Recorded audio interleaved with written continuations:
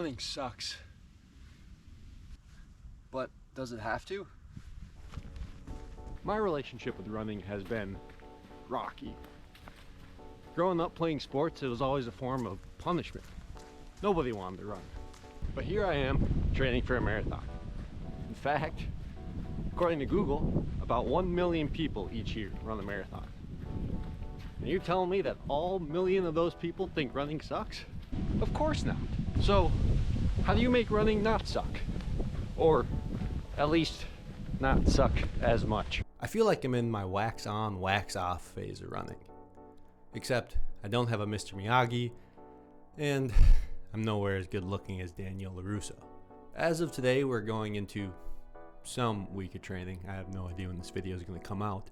Regardless of what stage we're at, there are some things that I still want to really dial in. In this video, I'm going to focus on 3 things that sound incredibly basic, but are indeed very, very important. And just a good place to start. Food, sleep, and consistency. I'm going to be using Mayo Clinic for a majority of my research here, just so you know, by the way.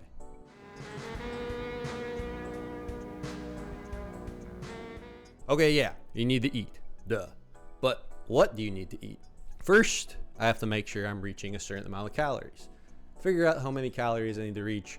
I was on Mayo Clinic, and they have a calorie calculator where you enter in some information, and then they basically tell you what kind of calories you should be shooting for. So for me, it was 3,300. Fatty. Yeah, which is a lot. That's a lot of food. So, you know, it's something I'll be reaching for.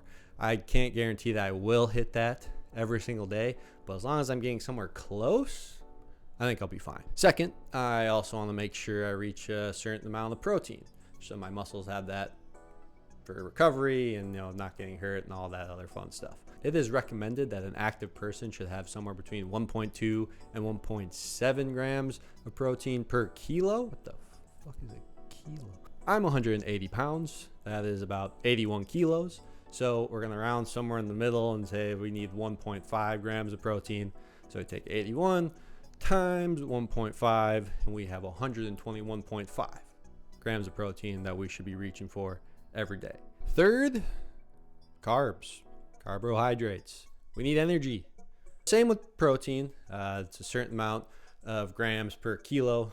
So an active person is recommended 2.7 to 4.5 grams per kilo. I will round that up to like 4 grams and take that, times that by 81. And we are getting 324 grams of carbs to shoot for. And to reiterate, these numbers are just estimates of what I'm going for. This isn't going to be the most strict diet. This is just stuff that, you know, I would like to hit, or this is kind of what I need to hit in order to keep on feeling good. So yeah, I'll probably be under, over, but you know, this might even completely change. You might be listening to this and be like, what? Those numbers are completely off, you dumb. And if so, let me know. I don't know what the hell I'm doing. This is my first time. So if you see something that's dumb, let me know. I'll fix it and we'll go from there. Also, make sure we throw in some veggies, make sure we're drinking our water, and yeah, we got a good baseline. And also, I think it's important to note that this is just a simple guideline. I'm not a nutritionist, I'm not a dietitian. I'm simply going off the most basic nutritional facts and going from there.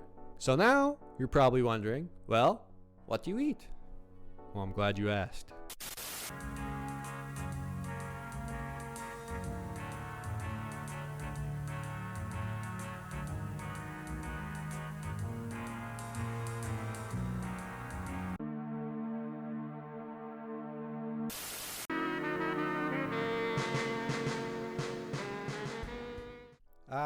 Sleep.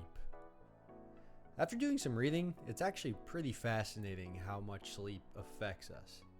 I mean, look at this. Side effects of sleep deprivation include, but are not limited to, memory issues, mood changes, trouble with thinking and concentration, accidents, weakened immunity, high blood pressure, risk for diabetes, weight gain, low sex drive, risk of heart disease, poor balance, impulsive behavior, anxiety, depression, paranoia, suicidal thoughts, chronic lung disease, stroke, and in some cases, death. Now, most people need about 7 to 8 hours of sleep. And that can be really hard, especially now that you know all the bad stuff that happens when you don't sleep. Sorry. I've been working on some things that really have been helping me recently. Here they are.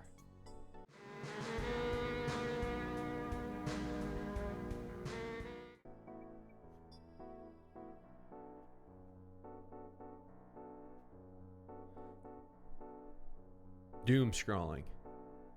Now, it is so easy to sit in bed for hours and just look at some dumb stuff on your phone. And I've been trying not to do that. Now, I still do it a little bit, but I've been trying less and less. What I've been replacing it with is reading. I've been trying to read like 20 minutes or 30 minutes before bed, and that has really helped me.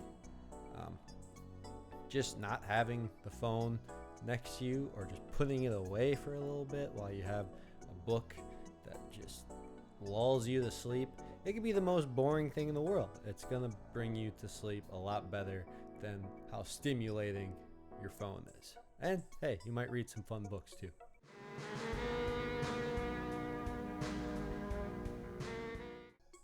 This one's pretty self-explanatory. Go to bed at a certain time, wake up at a certain time. Obviously, that's a lot easier said than done.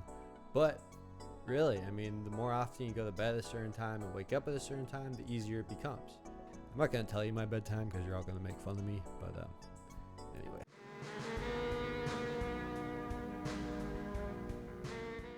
Little bit of melatonin. Popping some mellies. I guess a disclaimer, melatonin isn't a sleeping pill, it's just a supplement. It really helps with the bedtime because it gets your body used to producing melatonin at a certain time, making it easier for you to fall asleep. So I wouldn't take it expecting it to fix all your problems, but it definitely helped me out a lot. That being said, I'm not a doctor, so don't just start taking a bunch of stuff just because some dude in a bed told you to. If you feel like your mental well-being or your physical well-being is being affected by your sleep, reach out. Seek some professional help.